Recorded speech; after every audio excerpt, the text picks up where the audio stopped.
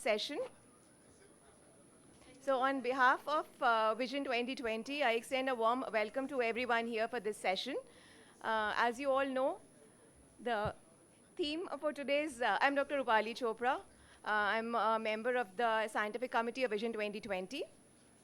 So the theme for today's session is Stronger Together, Collaborating Strategies for Diabetic Retinopathy Prevention.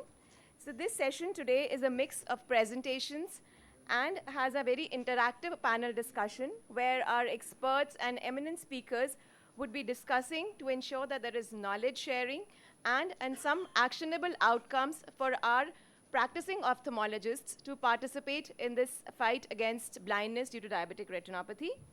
For our sessions today, for the talks that we have, our chairperson today is Dr. T.P. Das sir. Sir, I don't think needs any introduction, but he's the Vice Chairperson Emeritus for L.V. Prasad Eye Institute. He's been the past president for Vision 2020, past president for Aios. He's been the past regional chair for IAPB. Sir's been conferred with many awards, and one of them being the Padma Shri in 2013. Sir, could you please... Sir, please.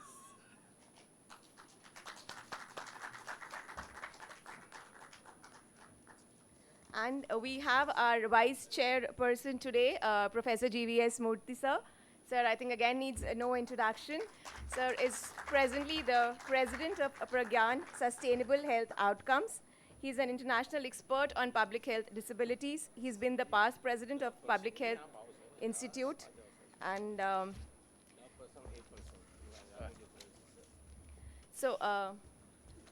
for the talks today, we have two talks before the panel discussion.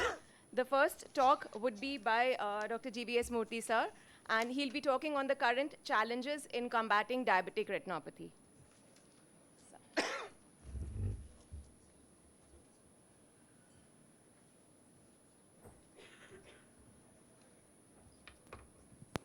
Thank you so much. And we are 15 minutes late, so we'll try and catch up as fast as possible. Right, so I'm trying to set the context, and then we'll have a lot of solutions which would be discussed as we go along. One, of course, is the fact of our population. We don't have the highest prevalence of diabetes globally, but we have the highest number just after China in terms of number of people living with diabetes. And that is why this is of concern. And being one of the biggest countries in the Southeast Asia region, it falls upon India to try and set the template for the other countries to follow. A large number of studies have been done in India, but this is one study which looked at a number of individuals across 10 states, and therefore is perhaps the most reflective for us, looking at a prevalence of about 12.5% amongst adults above the age of 20.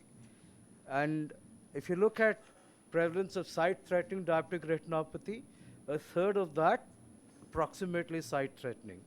And for us in this region, the challenge is reaching out to those who have a risk of sight-threatening diabetic retinopathy. And there was no difference between urban and rural areas, and therefore it is extremely critical to see that we look at an intervention which is going to pan across the entire geography and not just urban India. What this study also showed that states which had a lower social development index had a higher prevalence of diabetic retinopathy. Again, a dilemma for services because those are the states where the services are poorer.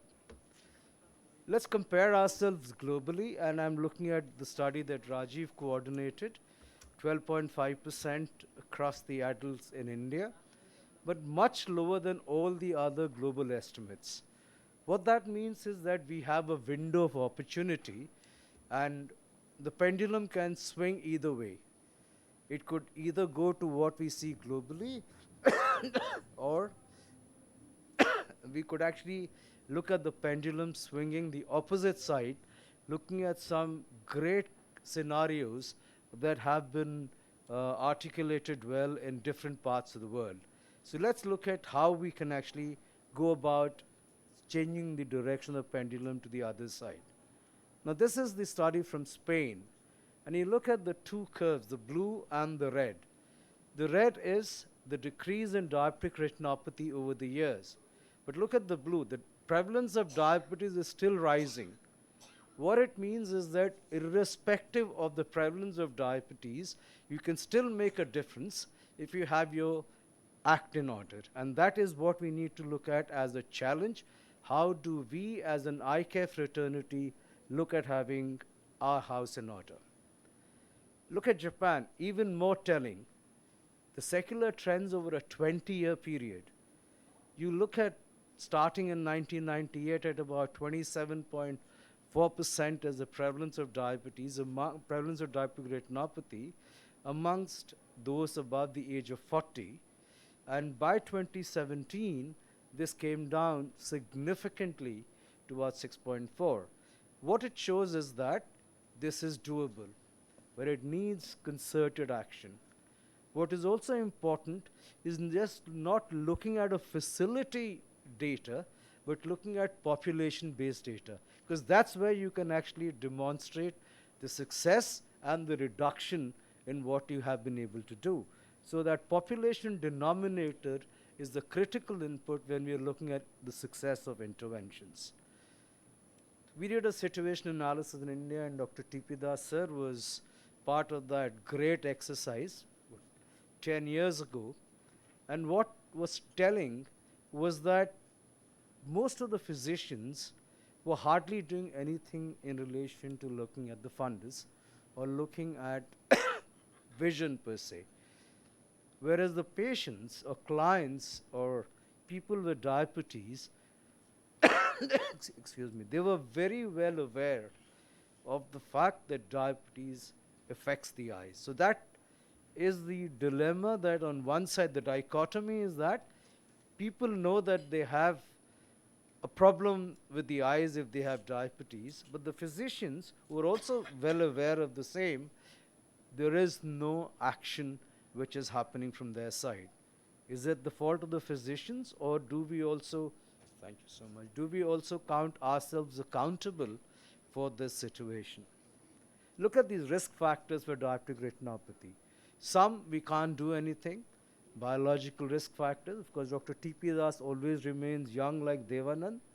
So there must be something that he has control on. So he's always a 25-year-old for me. But look at lifestyle, changeable. But who is the one who's going to change it? Is it the eye care practitioner, or is it a diabetic physician? Look at these evidence bases that are available. Glycosylated hemoglobin control or control of sugars, excellent evidence. Hypertension, excellent evidence in terms of stabilizing or reducing or regression of diabetic retinopathy. Hyperlipidemia, which is more of a problem in our Indian context. Even for the others, we have very good evidence. But who has to act on this? Is it the ophthalmologist, or is it the diabetic physician? So when you're looking at diabetic retinopathy, the game starts and ends with the diabetic physician.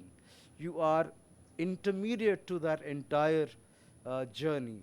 Unfortunately, many of us in eye care think that we control the factors. That's not true. You do not control the factors, and therefore how we can collaborate with diabetic physicians and diabetic care providers is perhaps the most critical challenge that has to be surmounted. And that's why you need a paradigm shift.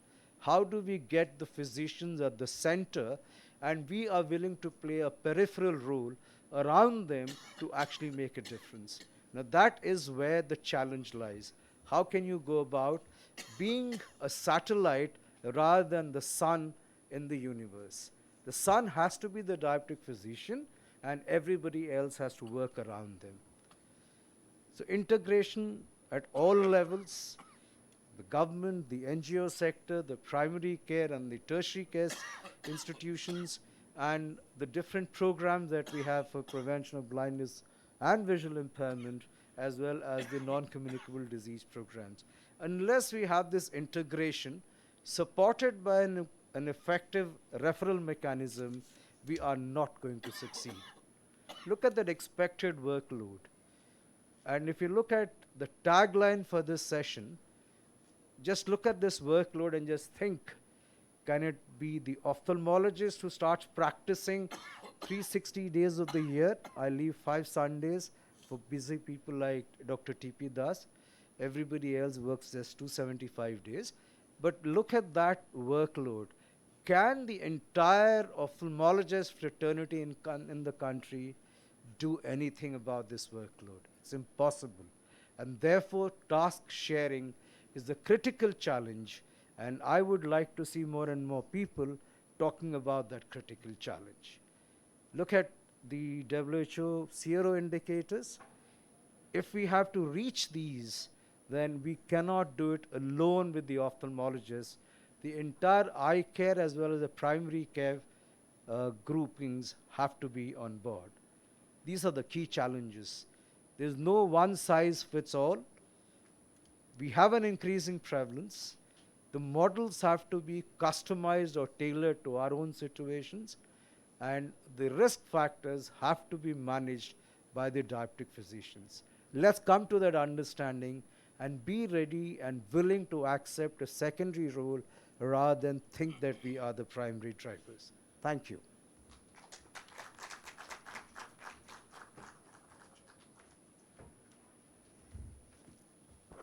Thank you so much, sir. Now I would request Dr. Padma to present her talk on one ophthalmologist, one hub and spoke model for collaboration. Good morning. Thank you everyone for coming to this session. Sir has laid the background so well that it makes my job easy. We know of all the models, so I will not spend too much time in presenting this, except to say that diabetic retinopathy screening is currently mostly opportunistic, and what we need to do is to scale it up to something that can be systematically done for our patients with diabetes. As Sir said, we would like to integrate at all levels of care and go all the way from promotion to rehabilitation if this has to be successful. The heterogeneity in the healthcare seeking pattern in our country is very, very difficult and challenging.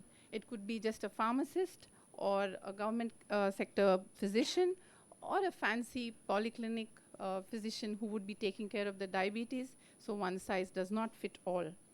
So what are we saying here? There are multiple stakeholders in the care of a person with diabetes. Just like Sir said, physicians would be the best to do the screening, but we will have to hold the hand of at least one physician so that we make this possible. Who are the other stakeholders? We will see as I go on with the talk. There are about 23,000 ophthalmologists as of 2021. If each of us partnered with at least one physician, and the physician has, say, a database of 3,500 patients that he or she is looking after, it may be a doable task. In contrast to the 23,000 ophthalmologists, there are about 1 lakh and plus physicians on board. The task is very daunting because more than 50% is undiagnosed. In a good scenario, unscreened maybe 30%, and even in the best scenario, only 10% return for their systematic screening. A standalone physician struggles. We saw that there's not even a vision chart.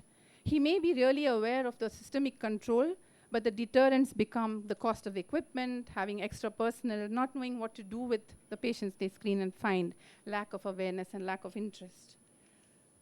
However, if the ophthalmologist, with their resources, which includes the optometrist, physicians who could do the laser injections and the vitreoretinal surgery, partners with one physician and his ecosystem, his or her ecosystem of one lab technician, a pharmacist, and a nurse educator, either by direct visualization of the fundus or a fundus image, it should be possible to screen all the patients that go through the physician's clinic. We would definitely be stronger together. The advantages this presents is the patient is not going to come to the ophthalmologist unless he's either referred or symptomatic, which is very late. One database for follow-up can be set up in this system. There's partnership and harnessing of resources from both sides. There's awareness building, and the personal can be shared. Patient anyway comes for systematic care of diabetes. Systematic screening for DR then becomes a part of it. And it's crucial to complete the loop to say whoever was screened, has they been referred and treated and come back for rescreening. It definitely provides an opportunity for diabetes support groups. So who should screen? We say that it's ideal to do it at the physician's clinic, but any of the possibilities can be considered if this partnership is considered. We'll go through that one by one. But remember that the patient is at the center of this. So it depends on what the patient is likely to use and is comfortable doing. We need a diabetic registry to start with, to say that these are the patients I'm going to look after in the next year, which should include details about screening, outcome, referral, and treatment completion. There have been various non-doctor things that have been tried, and there's a very good publication by Dr. Das and his team. A lab technician does 3 monthly HbA1cs. If he could just be reskilled in that office to take a fundus image, which can either be AI'd or reported simultaneously, it should take us to the next level. A pharmacist-led screening has been very acceptable. Standalone pharmacies have a problem of space, but one in a practice where the pharmacist is free at other times could be another model where you could incorporate it in the physician's practice itself. You could also have an optometrist stationed in the physician's clinic if that was possible. Either the optometrist is employed by the ophthalmologist or the physician, that is immaterial. A nurse educator has become standard of care in most diabetic clinics, and this person could also be skilled to do the screening. In a study where they were training NCD nurses alongside the program, 75% coverage was attained in their group of patients.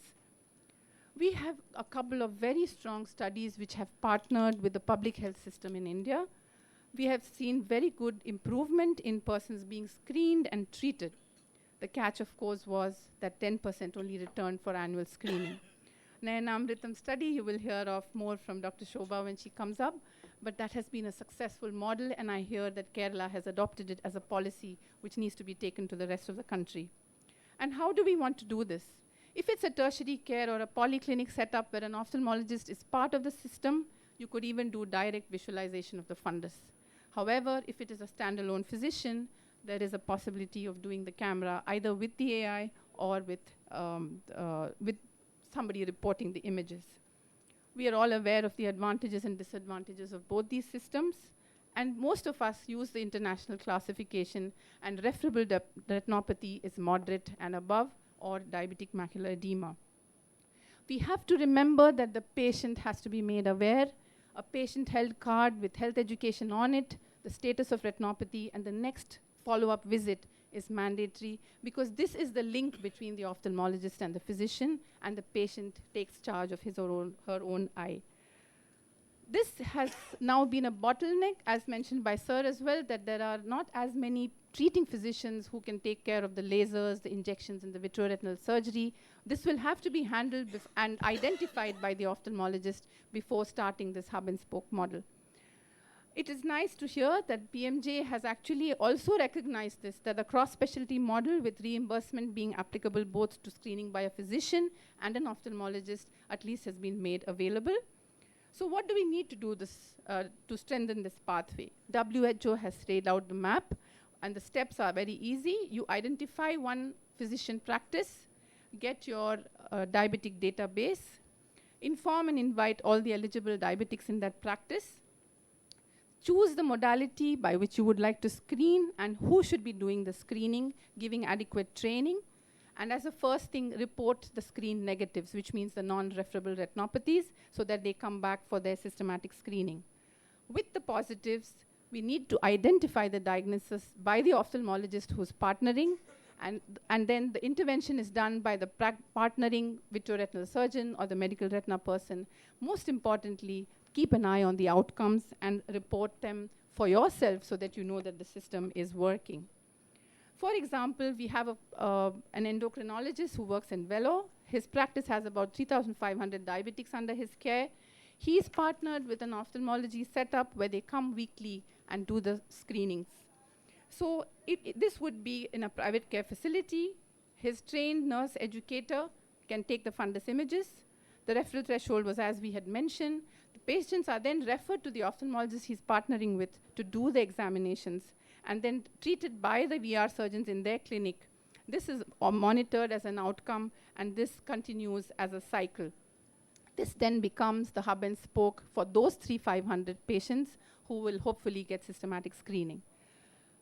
We should remember that ultimately change is only going to happen if the patient takes charge that they need to be screened. At every point of contact, patient education has to be primary, and these are some of the points that we need to remember when we design this.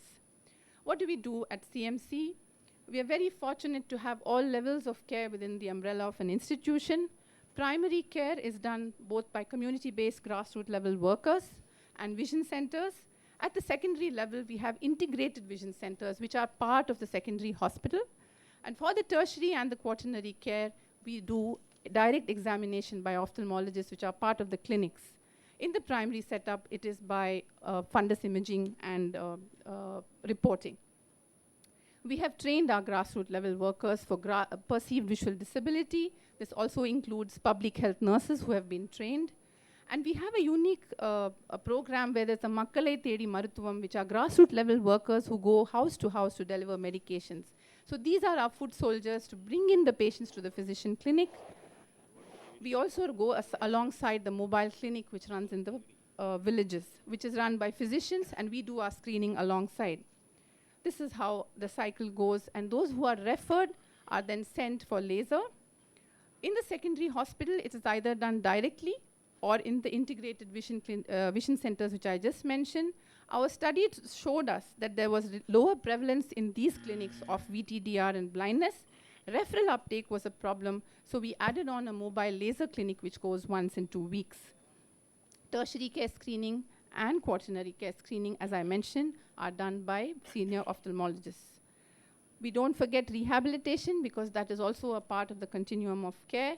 And please remember that we have to capture the outcomes at each level of care, not to forget proportion returning for systematic screening. If we save the money in doing unnecessary screenings for those who do not need non-referables, we can use that amount to screen the others better. So what can each one of us do? The charge here is that each one of us in India as an ophthalmologist should partner with at least one physician, create a referral pathway, use the tools by the WHO, and close the loop. Empower your patient to seek screening for diabetic retinopathy. Dr. Honavar had written an editorial which said, widen the net, tighten the mesh, one space at a time, one ophthalmologist, one physician at a time. Prevention prevents 90% of vision loss, and that is the need of the hour. Thank you.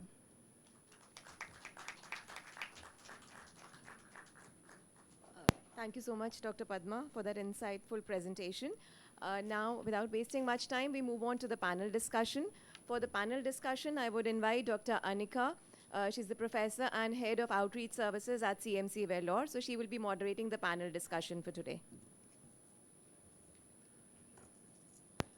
Thank you. Check. Thank you, Rupali. We will be going on to the panel discussion now, and for that, I would like to invite our experts who will be talking to us. I'd like to invite on stage Dr. Sobha Sivaprasad, consultant ophthalmologist from Moorfields Eye Hospital and the NHS Foundation Trust, UK. Dr. Kim Ramasamy, Chief Medical Officer and Senior Medical Consultant, Retina and Vitreoretinal Services, and Director of IT and Systems at the Arvind Eye Hospital, Madurai. Dr. Shailendra Sabharwal, Director, Public Health and Projects, Dr. Shroff's Charity Eye Hospitals, New Delhi. Dr. Prema Chande, Professor at the Lotus College of Optometry. And Ms. Anusha Purushottam, Head of the Health System and Policy from Remedio.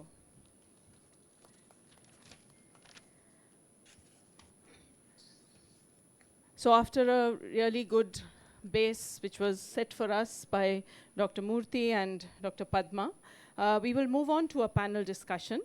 This would be to what will it take to recruit every single practicing ophthalmologist in this war against DR-related blindness, and recommendations for action and implementation. It is a very, very difficult question, something which we may not answer in our lifetime, but at least we can start the discussion. The goal for diabetic retinopathy blindness prevention should be systematic diabetic retinopathy screening, early detection, timely intervention. But to put that in place, I wish it was like this jigsaw puzzle, where I have put some of the pieces, what they represent on the side, for example, awareness, engagement, health system delivery. I wish it was as easy as putting these puzzle pieces together. However, if you look at blindness prevention due to DR, especially in the Indian context, it would be something like this, where each puzzle has several layers. For example, our healthcare delivery system, which has got so many pieces. We don't have a single type of healthcare delivery system. And each of those pieces may themselves be in pieces and have several layers. So in this context, we need to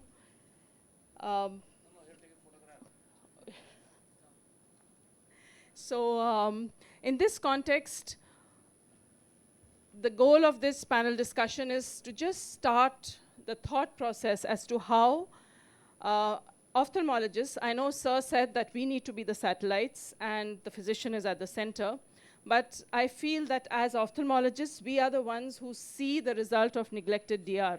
So we may be the most motivated to start the process, to catalyze this process while we partner with physicians and to bring it to a level where physicians are the one who are at the center and we have started the whole process. So that is the goal of this panel discussion, to see how, as ophthalmologists, we can partner with physicians, we can motivate physicians, we can educate our patients, and how we can be the gel that holds these pieces together.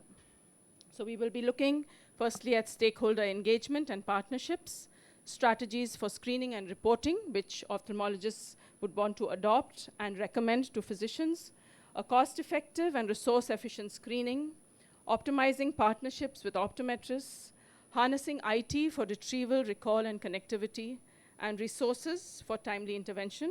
We will address that question if we do have time. So I think the first thing which we even want when we want to start off a systematic screening program, the most important is stakeholder engagement and partnerships with our physician colleagues, with optometrists, and of course our patients. So for that, I'm going to look to Dr. Kim to answer this question. From your experience in partnerships for capacity building, sir, with primary care physicians, and also the partnerships of the Arvind Eye healthcare system with the public health system in the diabetic retinopathy project in India, can you please highlight opportunities and challenges for ophthalmologists for effective partnerships with diabetic care providers in diabetic blindness prevention? Dr. Kim. Thank you, Dr. Nikat. Good morning, everybody. Dr. Murthy and Dr. Padma brought out a wonderful scenario of what is happening in the country today. At Arvind, we have been doing this diabetic retinopathy screening at the diabetologist's office for the last 25 years now.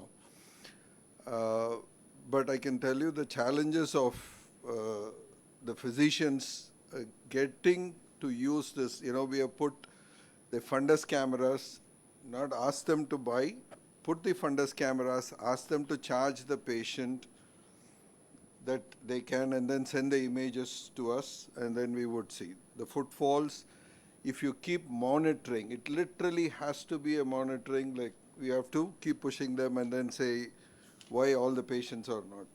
So that we have been doing, and then the recent times for the after the COVID, the AI has taken over, and then there has been a dramatic increase in the number of patients being screened for two different reasons. One, earlier it used to take time for the doctor to grade it and send it, so it's about an hour or two before they would get it, and it was not available 24/7. Today it is available 24/7. They could do it, and then within a minute they get a report. So that has really made a big change, and then our number of screening went up by 8 times. But saying that, we still are not able to convince the physicians to the extent that it is something that is a very big value addition for their patients when you do the eye screening.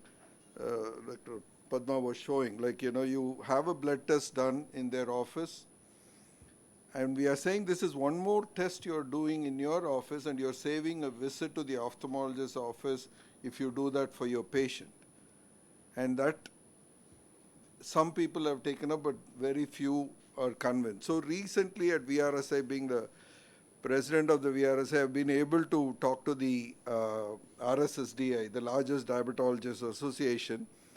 Myself and Dr. Manisha Agarwal have been working hard on this, and recently got them to take over, and they've agreed, and they are now talking to their members to take up this. And we have also published a paper last year, a position statement jointly, on how the DR screening guidelines for the physicians. So this includes the tele-screening and what all they should do. So that has still been a challenge. And recently now we are also launching from VRSA with the RSSDA a program called Drishti. Exactly what it is to create a model of identifying a diabetologist in each zone of the country, and then partnering him with the local ophthalmologist, give them a fundus camera, train them, and then use that as a model so that this will go to different zones, and people at RSSDI will take it up. Remedio and Sun Pharma are partnering on that. So these activities are happening, but saying that it is not easy to convince the physicians or the diabetologists to take up. So I've been talking in every meeting that the onus, what Dr. Murthy pointed out, the onus of finding diabetic retinopathy is not with the ophthalmologist, and it is with the physicians.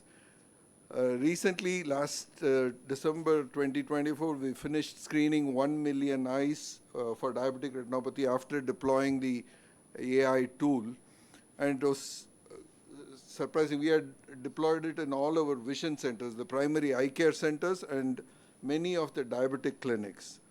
What we distinctly found was the number of diabetic retinopathy identified was 3 times higher in the diabetology clinics, and the advanced diabetic retinopathy patients were found in the diabetic clinics or the endocrinologist clinics, and not in the vision centers. So it's very clear that the focus should be that the physicians should take it up, primary health centers can take it up. We have one model in Theni, Dr. Nam had put up in the district of Theni, where the PHCs, usually the diabetic patients go to collect their medicines, diabetic medicines on weekly once on a Tuesday.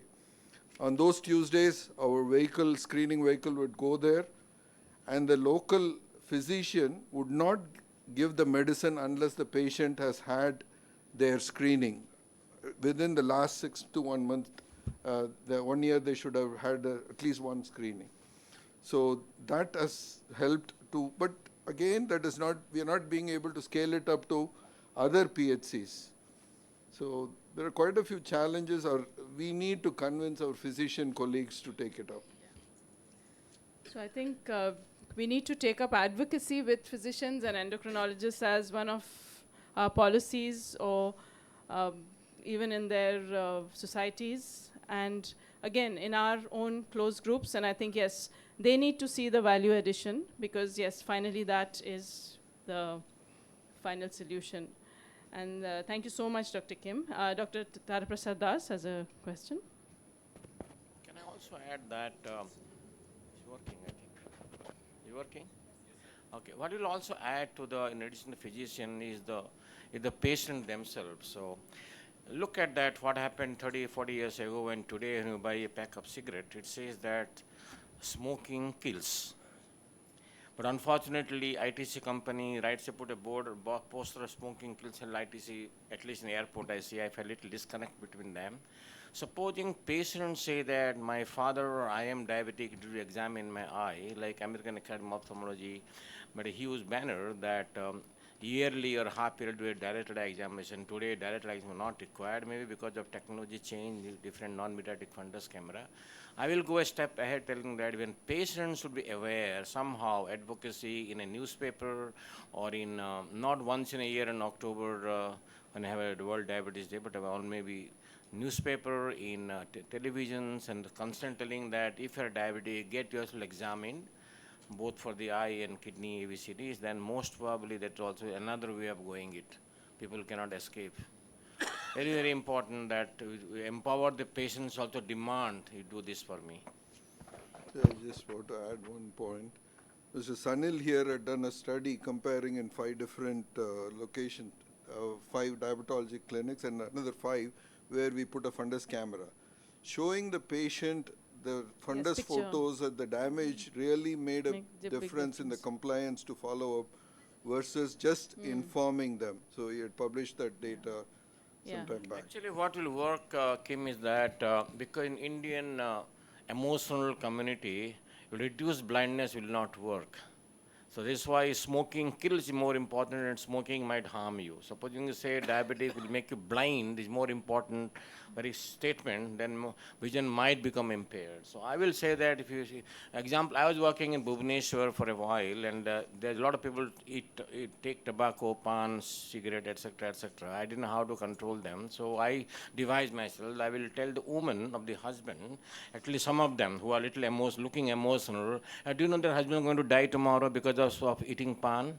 Some people got angry with me, but most people also agreed, and pan chewing came down at least on the day they're coming to hospital. So I suggest that we should find a way say that diabetes can make you blind. It might work. Somebody will be offended, but might work also. Yes. Thank you so much. Thanks so much for that input. We will now move on to the next topic of strategies for screening and reporting. So when we partner with physicians, or if we are wanting to set up a little satellite by ourselves for DR screening, what are the strategies for screening and reporting as for the type of devices we can use and the type of automated reporting which is there, which can help enhance screening and reporting for ourselves and our physician friends. So for that, I call upon Dr. Shailendra Sabharwal and ask him to provide the current recommended guidelines and best practices and feasible solutions for ophthalmologists looking to engage in systematic screening with regards to imaging and AI tools. Thank you. Yeah, I think if we talk about screening, it's basically we have to make sure that it is not costly, it is affordable at all levels. So right now, what I feel, there are a lot of cameras which are available. Dr. Shailendra, shall I move your slides No, for you? that's fine, that's I have your slides here if you want. Okay. Yeah, just for, yeah. So they could be handheld cameras, they could be fundus on phone cameras, which are now getting more and more affordable by the day. Then there could be different strategies, whether you want to dilate or not dilate. At least we feel it depends on which level of care you're thinking about. It might be very easy to dilate if you're looking at an ophthalmologist clinic where something can be taken care of. It's being used as a triage for a high volume clinic. May or may not be that sort of safe to dilate always in at a primary health center or a primary vision care vision center.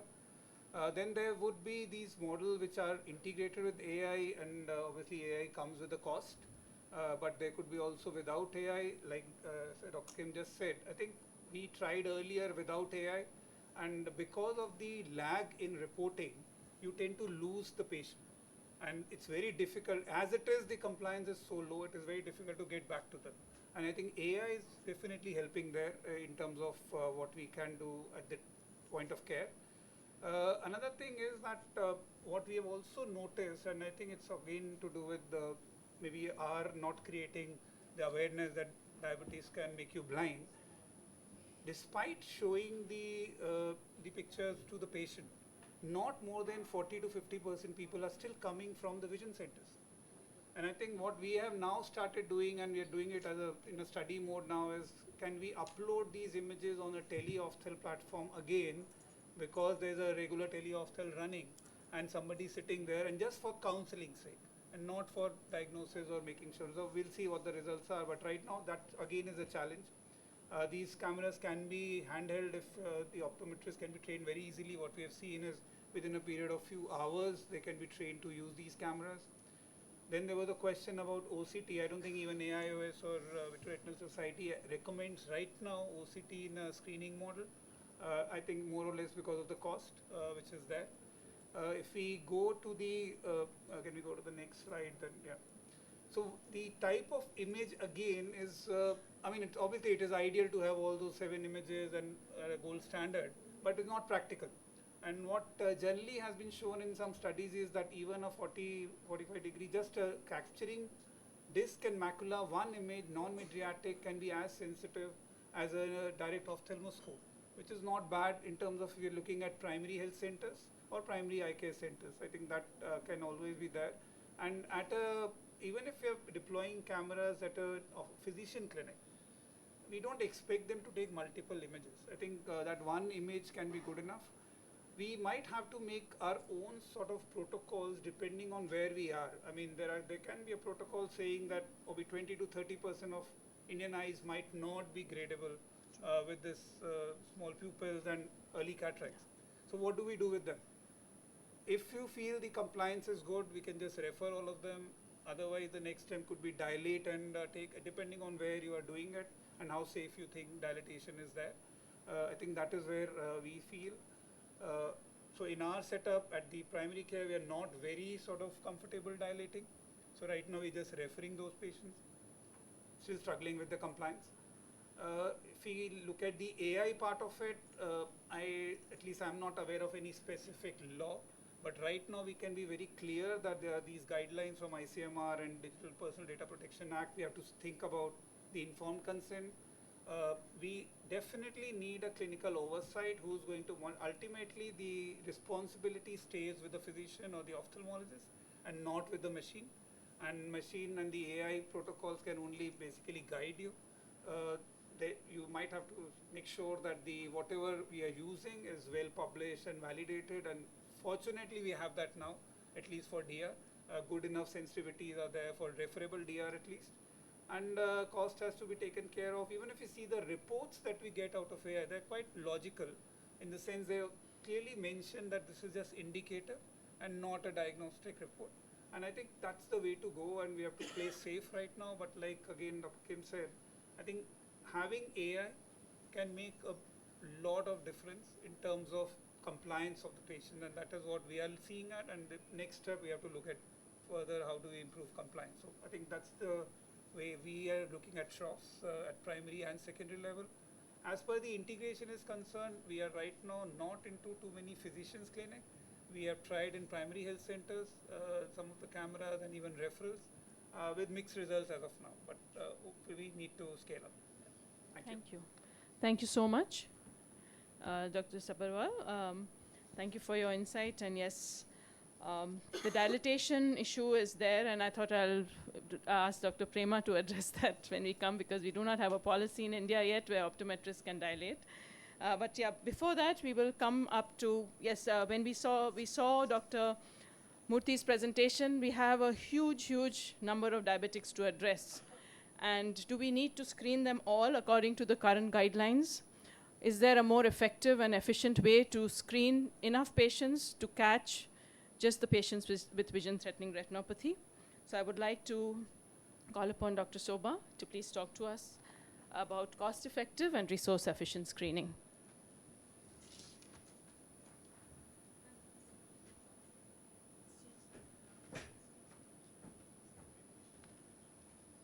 I think a lot of mine has been already covered, so I'll be pretty quick. So at present, in the world, we are only treating 6% of the patients with diabetes for vision-threatening complications related to diabetic retinopathy. So it is this 6 million that we in India are trying to triage and get treated. So when we already discussed this, so this morning GVS just mentioned, we have just over 100 million people with diabetes in India. So if you look at it in relation to UK, I'm in the UK now, we have 60 million population in the UK. So India has more diabetes than the population of UK. We are very proud of 80% of our patients with diabetes having screening in the UK. That means we managed to get 4 million people with diabetes screened annually. Dr. Kim has just said he did 1 million in a small area in Tamil Nadu. So this is the contrast. So we cannot compare NHS system with what we deal with in India. So our biggest problem is 101 million people with diabetes. We need to find who are these 3 million people with vision-threatening diabetic retinopathy. And it's like, trying to fish from a big pond of diabetes people, right? So that's where I know we are doing a fantastic job here, doing a lot of opportunistic screening, etc. But we need to be quick. We have to identify who these 3 million people are, and for that, we need to find out other ways rather than universal annual screening. Now, GVS mentioned our study. We did the Smart India study here. We have given we have had publications just to show that the Indian government of India that we need to implement policies for to identify the 3 million people with vision-threatening diabetic retinopathy. And we also gave the government of India the cost pressures they will go through. It is 4,230 crores if we do universal annual screening for patients with diabetes in India. So that's not feasible, even in the richest countries. So we need to find out other ways of doing it. So this has already been mentioned, who to screen. Of course, ideally all patients with diabetes, but we will not get there if we do it like universal annual screening. When to screen, we will cover that. And how to screen, I think the whole topic till now was how to screen, and you have given a lot of good models. We did a study within the On It India program about serum cystatin C. So if you do this blood test and know the patient's age, ethnicity, duration of diabetes, and an HbA1c, we can detect about 80% of the people with vision-threatening diabetic retinopathy. So this is just a simple test that could be done if there are no cameras around. Now, even simpler is we do risk modeling to find out who should be triaged. Very simple parameters like duration of diabetes, age, gender, and what medication they are on. If they are on insulin, they need to be screened. Yeah, and if they are on 2 or more drugs, they are also oral hypertensive drugs, they need to be screened. So when you look at risk-based screening, this is just to, I'm not saying this should be followed, but it should be followed now to capture those patients with VTDR. So if a patient has less than 5 years duration and they're more than 50 years old, but is on insulin, they need to have their annual screen because they are high-risk individuals, fast progressing patients. 5 to 15 years of diabetes, no matter what age, if they are on insulin or on 2 anti-diabetic drugs, then they have to be screened. And then more than 15 years of diabetes, and if they are on any treatment, because the duration of diabetes is of course the bigger, strong risk factor for this. So when you screen these, if you look at only these sort of patients for immediate triage to a screening unit, we may capture that VTDR patients pretty quickly. When we go to hospital-based screening, everyone said the importance of physician screening, primary physicians and diabetologists. And the question was, how do ophthalmologists help? And I think Dr. Padma just mentioned how well we can help one ophthalmologist helping a huge diabetes telemedicine project. It can be done. And also vision centers. Dr. Kim mentioned that all of you have large vision centers that can do. The reap from the vision clinic, as Dr. Kim said, for vision-threatening diabetic retinopathy will be less. So we only have 12% of patients with diabetic retinopathy, and 4% with VTDR. So if you are doing vision clinic, yes, it is good to put the infrastructure in, but today if you want to catch the VTDR, it should be the diabetes clinics. And then of course teleophthalmology is a must, and I think many units, I've been visiting many places here, and they all have very good units. And I think with the onset of artificial intelligence, we are really on a positive stride to manage this problem. We also worked with a Remedio camera with this automated offline AI integrated smartphone camera. The importance of this is because we have done it without AI, and I just echo what you said. 35% of the patients were found to be having VTDR in Kerala in family screening units, but only a third of those patients attended the referral center. And when people who attended were those with cataract, because they noted their vision is down. So it is extremely difficult if we don't have a way of talking to the patient almost instantly, and that is why AI is very important. So this is the Nayanamridam problem that we discussed. So in Kerala, we did this in the Trivandrum district alone. We involved 16 family health centers and installed Remedio cameras with teleophthalmology, because at that time we did not have AI. The government bought us. That is why we managed to make it successful. We worked with the government. We asked them what protocol is possible. They also came up with the problem that we cannot do mydriasis, right? So we then went back to the government. You know, if they cannot dilate, what can we do? They suggested, they wrote a policy to the district, to the hospital, primary care doctors. The doctors should sign the prescription. So unless you have some leadership at the top telling us, oh, we can give the guidance to the minister or to the health secretary, if they want to then implement, it's that one person who can change the position of every state. So with AI, of course, we have faster analysis possible. We can talk to the patient. Advocacy is stronger, and it's scalable. Of course, as mentioned already, there is regulatory challenges, there's cost pressures, and also with different AI integrated cameras, there are different financing reimbursement issues. And also data privacy, we mentioned that. Poor infrastructure. I mean, it wasn't easy to implement this in Kerala. I mean, I had sleepless nights just working from the UK. I felt like this is going to collapse every other day. And ICT computer training is very, very difficult. And of course, after all this, governance is a major issue. I'll just say why UK, you know, UK is 25 years ahead of diabetic retinopathy screening than India. When I first went to UK nearly 30 years ago, it was just the same like here. There was no change, no universal screening.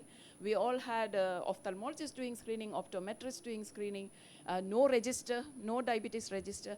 It took time. So this is what we are saying. It took 20 years to build up and be very proud of it today, and significant investment went into that because there were a lot of lobbying with the government. The one thing that worked was incentivization. So the GPs or general practitioners, if they did not send the patient for screening, they would lose money. So that sort of incentivization is very important here. I know money, it might be challenging here, but we can think of other forms of incentivization, especially with patients. You know, if the pharmacist doesn't give the medication to the doctor, that's a way out too. So thank you very much. I just gave some ideas, okay? Well, she allowed me to make a comment here. Why did Kerala succeed? And because this kind of program, which we talked about in other states also, including Telangana, Andhra Pradesh, Odisha, etc. Because one, people education in general education in Kerala is higher, not because small population. There is a GDP-wise they are higher, and GVS talk about the ETL, they are higher ETL than compared to some other states. And also there is a good workforce. But ultimately what helped, what Shobha talked about is the policy planning, health policy changes. That was very important. Otherwise, unless there is a political will and health policy changes, most probably, it doesn't matter where you are less likely to succeed. So people are sitting here and working close with the governments would make an effort to make state-wise or country-wise have some kind of health policy change that all diabetic must be screened through the governmental system or a government private health system. That might actually help to do this. Padma talked about something which I somehow or other never liked it. It's called Makkal Tedi. go and chase people. So don't have to, because today what you did in 1940, you do it also in 2024, 2040 is not correct. So they have to encourage people to come to the doctor, then doctor going it. Obviously they cannot come all of them. So model which WHO has always suggested that go down the level from tertiary to secondary to primary level. If you can go nearer, have a fixed facility, then might work well. Many times Tulsi have spoken to Tulsi tell that Arvind does a lot of ICAMs, but then population coverage through ICAM for Arvind is 7% compared to 80% coverage through their vision centers. So model should be in future, next 20 years time or so, at least in a more accessible place in part of the India, not actually northeast or far east, far states, to have more and more vision centers or primary health center, NCD clinics, etc. That is the future, not the Makkal Tedi. Makkal Tedi is a political slogan, get vote, but don't get the people actually. Yeah. It is a government program, sir. Agree. what sir Kanti saying, Velugu, Makkal Tedi, all are government program for the votes, not to actually help people. Yeah, what sir is saying is true. I was just talking to our DBCS head the other day, and he was saying that after this started, lesser patients are getting screened because they are getting the medicine at home, so they don't come for their screening in the government system. So yes, things can, yeah. So it started during COVID and has continued, but yeah, these things can be a barrier rather than help.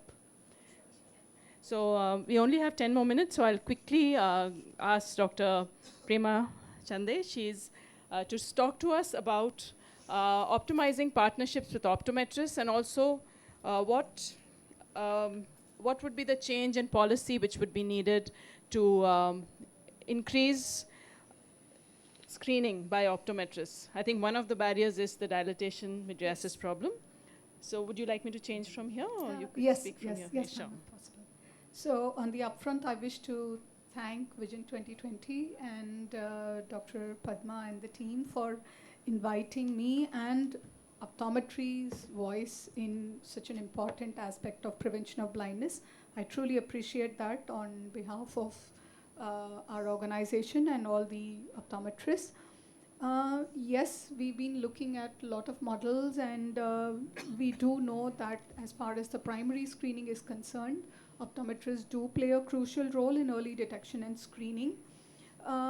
Today, little bit of the dilating issue has been overcome with non-mydriatic cameras. We still have a long way to go because, again, aging changes, cataract, Indian eyes do have smaller pupils. We know even direct ophthalmoscopy can be challenging.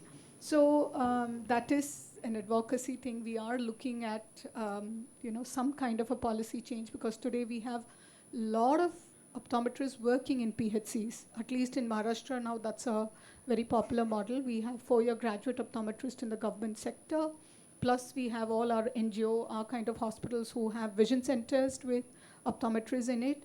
And we are hoping to get that as an advocacy, this thing for screening. And the other thing is training optometrists. So today the curriculum has been built robustly to add diabetic retinopathy screening very actively. And also one of the things, because a lot of it has already been said, one of the things which we are now truly encouraging, because we also work with RSSDI, and one is the National Diabetic Educators Program.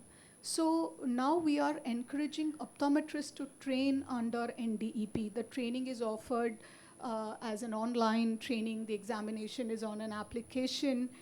It's a 10-week training module, very robust training module to counsel patients. So this is exactly what Dr. Das was saying. We have to educate the patients for uptake of services. Nothing is going to happen overnight. It's a behavioral change. Even teaching patients to wear presbyopic correction, when I started doing presbyopia management 30 years ago, was a challenge, telling them you can wear a pair of reading glasses. So behavioral change takes time. So like today, we have patients coming to us and asking what kind of an IOL you put. I remember 30 years back, if I went to a slum and said, you need cataract surgery, they disappeared from us. They didn't want to have anything to do with us, right? Today, we have patients coming in and saying which IOL you're going to put. So I think we took time to get that behavioral change. We shouldn't stop. We should continue educating patients. So educating patients, educating optometrists. So I think that's where, that's the big clog in the wheel.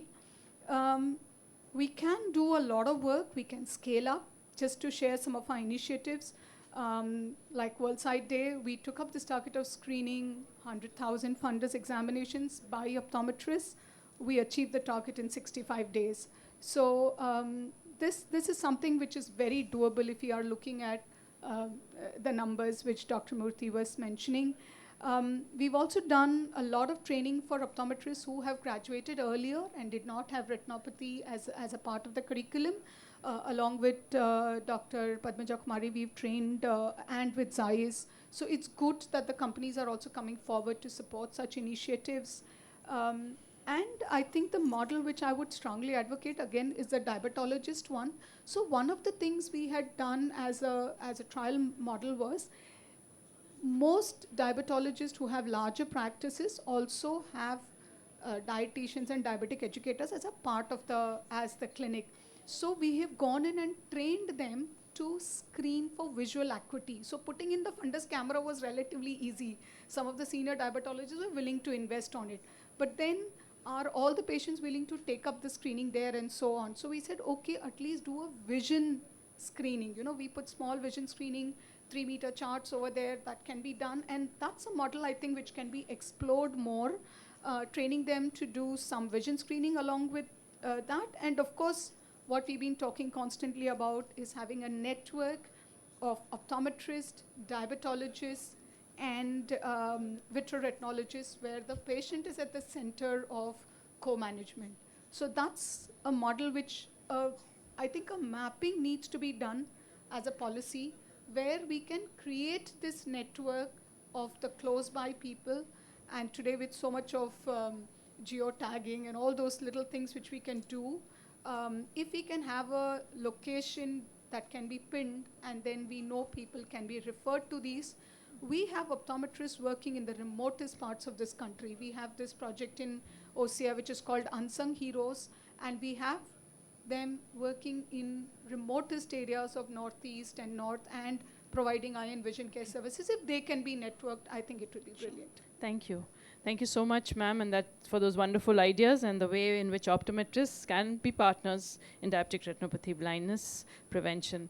For our last question, I just want to invite Anusha from Remedio to just tell us, so finally what will tie everything together would be a really good registry. For India, we may not be able to have a full registry like the NHS, but at least in small areas, like Dr. Prema Chande said, like in our own networks or district-wise or state-wise, how can we develop, what is the IT industry offering us at this moment for retrieval, recall, and connectivity between the stakeholders, including the patients?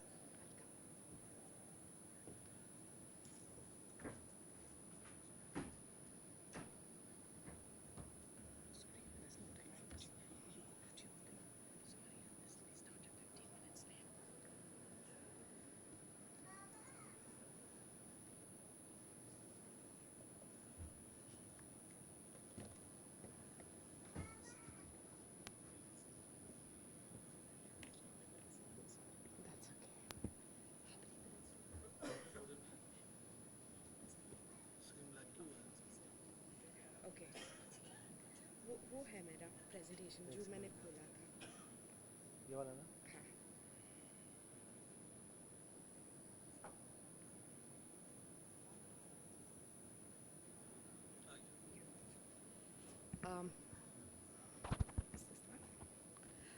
Thank you so much for the question, and it's a great honor to share this panel with esteemed guests. Like Dr. Shobha, Dr. Kim, and Dr. Shailendras have already referred to the role of AI in assisting ophthalmologists and other healthcare professionals. I'll sort of build on what technology can do. And the major disclaimer here is technology is not here to replace physicians, ophthalmologists, healthcare providers. It's a tool to augment clinical decision making, specifically in areas where resources are constrained. In the interest of time, I might have to skip through some of the slides, so please do excuse me. So in terms of what technology can help is we can develop systems. One is the artificial intelligence system that many of you might be using in your practices, where AI models are trained to look at specific markers in the retina and identify diabetic retinopathy, glaucoma, age-related macular degeneration, and we're also looking at models that are there's early research to indicate that there are certain changes in the retina that can also predict cardiovascular disease as well as chronic kidney disease. Now, in terms of what technology providers tend to do, specifically those who are intentional about working at the last mile, is we develop technology for the people and the community in the last mile, as well as healthcare workers, specifically frontline healthcare workers, as well as non-physicians, to be able to use technology that's portable, that is designed on principle of human-centric design. What we do is also make this technology like robust, so that it's able to be carried to remote areas. It's internet independent as well as it's battery operated. I'll skip some of this. So so there were certain questions raised earlier around regulatory approvals, as well as the current frameworks that is available in terms of how AI is governed specifically in India. So we're very happy to announce that Remedio's diabetic retinopathy AI is the first one in the country that's been approved by CDSCO. And we are happy to share that we were one of the early partners in terms of also working with the government to help guide some of these frameworks. And this is some of our some of our reports, which what we do is, there's extensive clinical validation. We do prospective trials to be able to compare the AI results with clinical gold standard. So for the referable diabetic retinopathy, so there are extensive studies done in tertiary community settings, secondary care settings, and the AI then classifies based on referable conditions. Similarly, for glaucoma as well as AMD, we do similar gold standard studies. Now coming to the ethics and the ethical frameworks of AI implementation. So there's something called machine training. Yeah. Yeah. Just tell us about the database, if Sure. possible, because that was the... Thank So you. now coming to how we can integrate patient workflows. So we do need a registry like similar to what an Ayushman Bharat Health and Wellness Center registry can provide, which is you do have NCD screening data that does exist. So a lot of what we can do is integrate with existing government systems that do have the diabetic registry. In case of standalone private or non-profit organizations, we do have a database we do have access to database where there is an integration that can happen. So for example, here you'll see that you'll have like different sites that's accessible. And then you can actually plug in and look at individual patient data. That also allows you to look at fundus images at a patient level as well as at a facility level. And you're also able to access the reports. And this is an example of a Rotary-led program in Karnataka where they track the patient. So there's interoperability between our system as well as their EMR. So this specifically was designed for the diabetic retinopathy and glaucoma screening itself, where you can actually look at the patient, the diagnosis at the time of the first point of contact, as well as there's options for you to look at follow-up. So essentially, there are existing data infrastructures that are in place, and technology providers can enable communication between different data systems, as well as ensure that the patient is able to get Anusha? treated. Yeah. Thank you so much, Anusha. Sorry for the sake of time. We will come and speak to Anusha as if we are for the rest of the facilities Remedio is providing for IT. And I just, closing remarks by Dr. Phanindra, please. Thank you, everybody. Thank you so much. Before I put up my concluding remarks, I would like to thank on behalf of Vision 2020, the Writers in India. I would like to thank the chair, vice chair, moderator, speakers, and panelists, and all of you being here today. So this is a very interesting discussion. I think in the short of time, we are not able to actually continue more than 75 minutes. The one point that I'm taking note of this from this whole discussion, very useful insights, is the physician's engagement and the policymakers' engagement and the patient level awareness. They are the key, I think, to the takeaways from this discussion. Dr. Das actually mentioned about if you say only diabetes makes it the vision impairment, but it's better to say that diabetes makes people blind, something like that. It's a very threatening statement, but I think it's useful to say from his experience. That's what I think one key the note from for all of us. And also the patient's awareness, and Dr. Prema talked about the educating patients as well as educating the optometrists and the role of AI, all we talked about it. So I think, so definitely Vision 2020 is, I can take a note of it. So the policy engagement is the key umbrella, the key pillar of Vision 2020 India, has been for last 21 years. So policy engagement work and the physicians engagement are the key, the other two key areas that Vision 2020 will look into it. Somebody had mentioned, Dr. Kim mentioned about DR screening guidelines for physicians, sir. So is it available, already being made, sir, or yet to be made? Already published. Okay, good. Okay, so thank you so much. I think we are now running short of time, already be 6 minutes or so late. Thank you, everybody. Thank you so much.